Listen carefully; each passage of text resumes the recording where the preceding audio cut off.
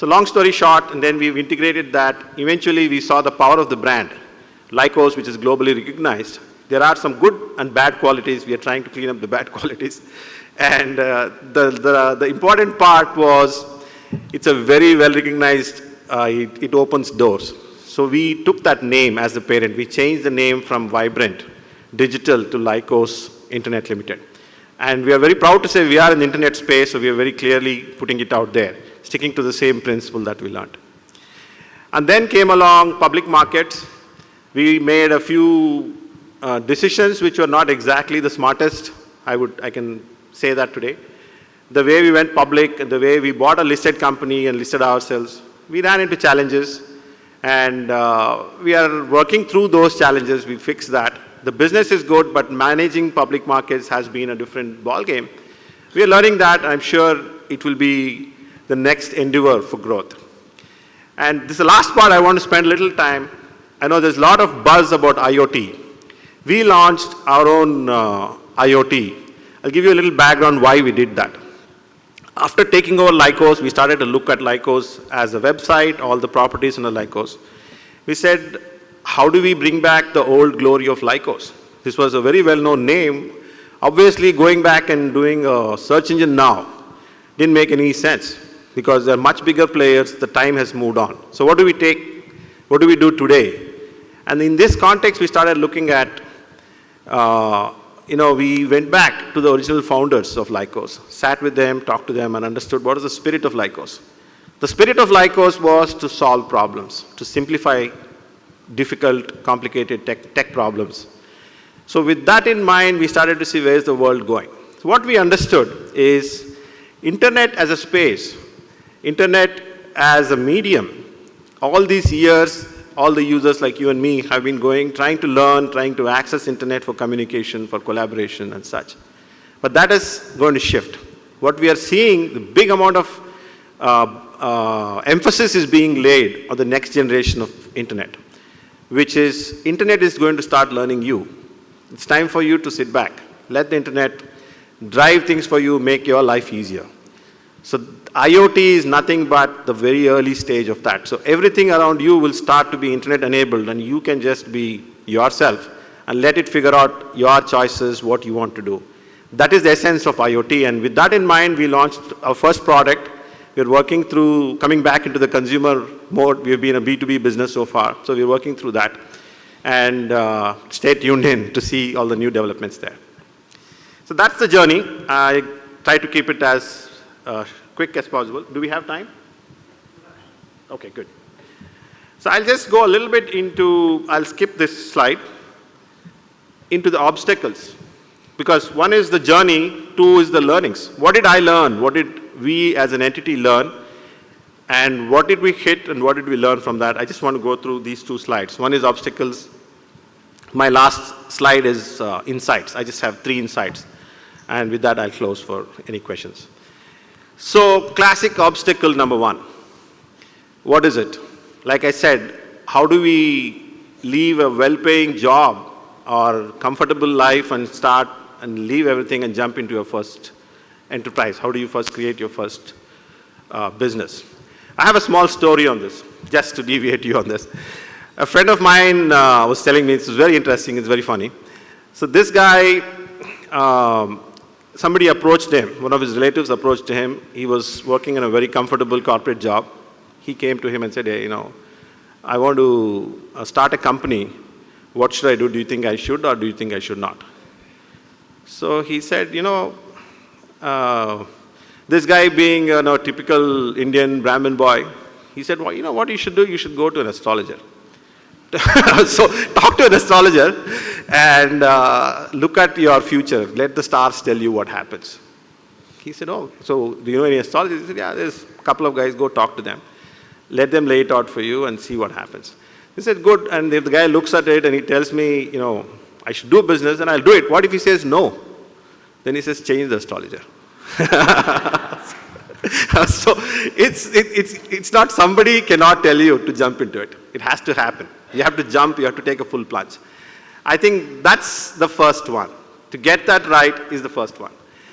And then with all the euphoria, with all the pump up, you get into it and you start to swim. The euphoria is on for a period of time. And very soon the euphoria is gone.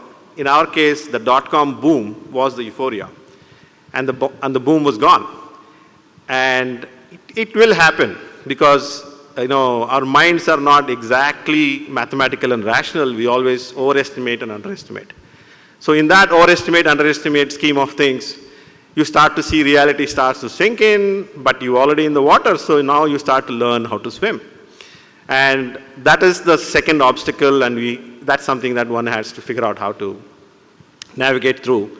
And the outcome of that is all the money that you put together to start the business, you think that's good, then I get my first revenue, first profits, then I'm all set, I'll sail. I've heard this from so many entrepreneurs. I don't need any capital, I'll put my first money, we'll build it, and then it'll take off.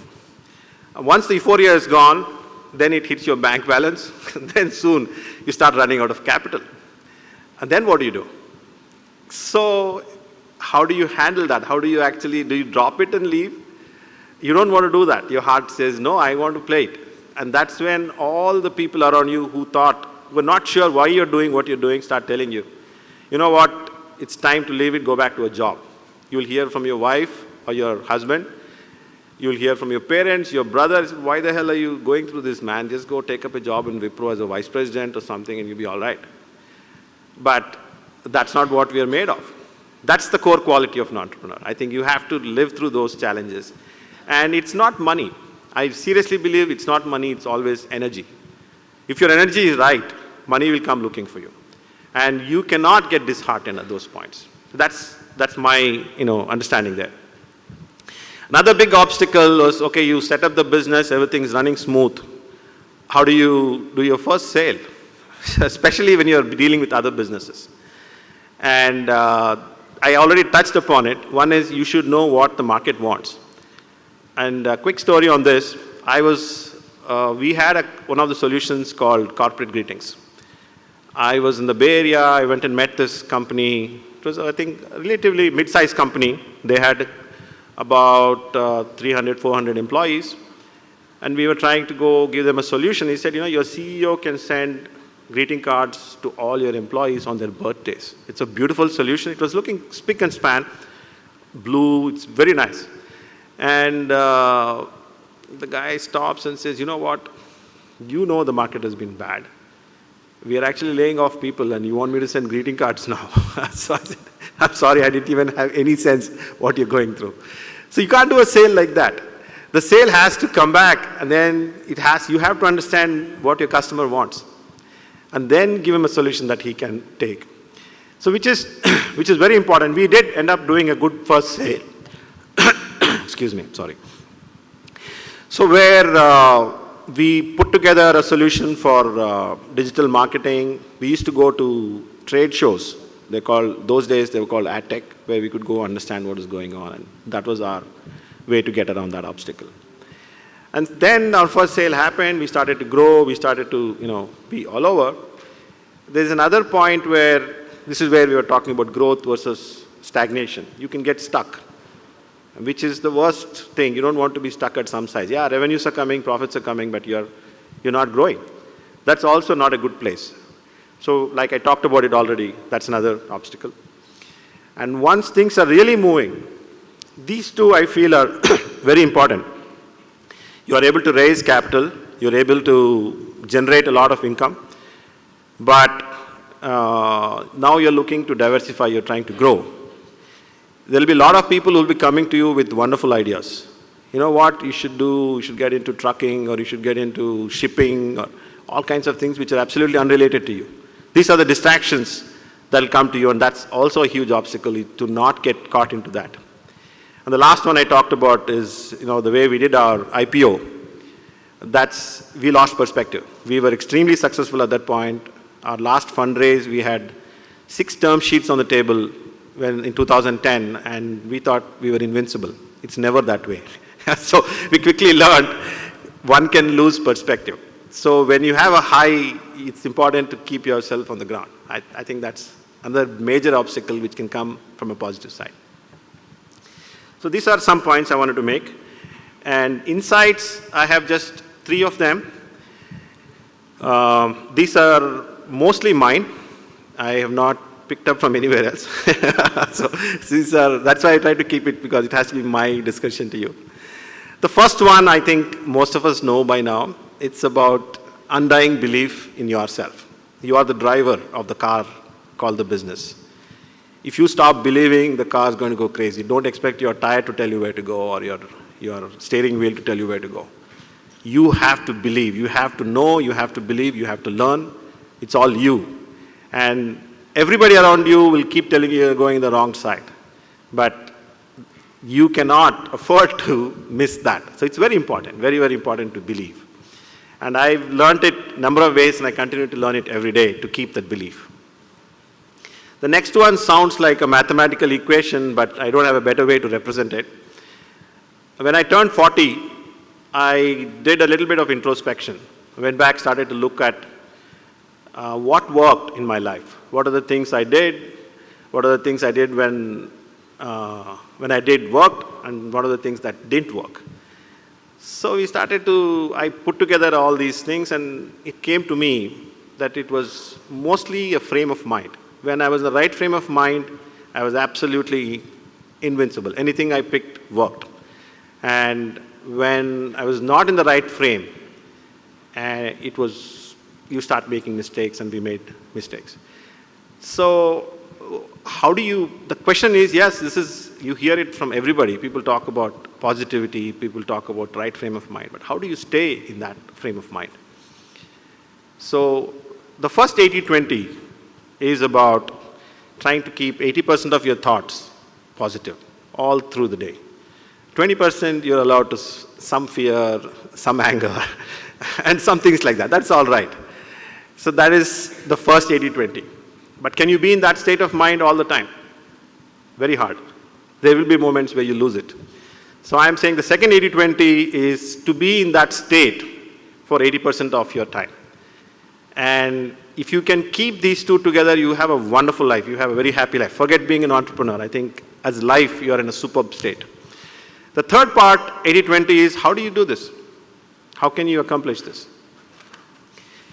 Which is where I started to think. I said, when I meet a few people, when I go to a few things, I feel really energized.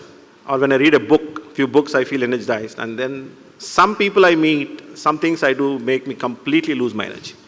So I think it starts there. These thoughts are planted in our heads. When you meet people who are negative, I'm not trying to brand people, because everybody has state of mind. You might have hit him on the wrong side. But important thing is, if you surround yourself with people who are very positive, and if you try to spend time with these people, your energy levels will go up. And this is something which is very deep, and I feel that it actually worked for me wonderfully. And then when this was happening, it creates an artificial glass house. You may say that. It creates an artificial glass house of positivity that you're living in and you're trying to balance. Once in a way, this glass house can be shattered by an event which is out of your control. And boom, something really bad hits you. There's some death or some major unexpected event that completely shatters you. So that is the part, that's my third insight, is how do you bounce back? Once this happens, how do you bounce back and build that house that you can safely stay, and not let it be a glass house, but make it into a steel house and make it more robust? And bouncing back, I feel, is very, very important. Bounce back. Every time you are put down, you have to bounce back with more energy, with more vigor. I think that's the key. How do you do that? Obviously, it comes back to the same few things. You have to go back and revisit a few basic principles. And so those are the 3 points I wanted to make. And with that, I close. I just want to leave this last note. Irrespective of every success you have, what I wish, I'm sure all of you are going to be doing a lot of things going forward. After every success, absolutely bask in the glory of the success. Have fun with it. But then take some time, come back and say, what's my next big one I need to go after? That should be the driver of a core entrepreneur. That's my belief. Thank you.